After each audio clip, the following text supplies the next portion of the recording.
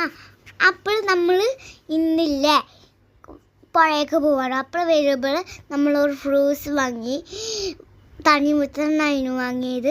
അപ്പോൾ കുറേ നേരമായപ്പോൾ നമ്മൾ ശരിപ്പശിക്കൂടെ പോകുന്നുണ്ടായിരുന്നു. അപ്പോൾ നമ്മൾ കുറേ കാടിൽ പോയതായിരുന്നു എല്ലാവരും കൂട്ടിയിട്ട്. അപ്പോൾ നമ്മൾ കുറേ നേരം 5 മണി കഴിഞ്ഞപ്പോഴാണ് നമ്മൾ അവിടെ കുറേ നേരം പോകുന്നു. അപ്പോൾ അവിടെ എത്തിയപ്പോൾ തന്നെ കുറേ തിരക്കുണ്ടായിരുന്നു.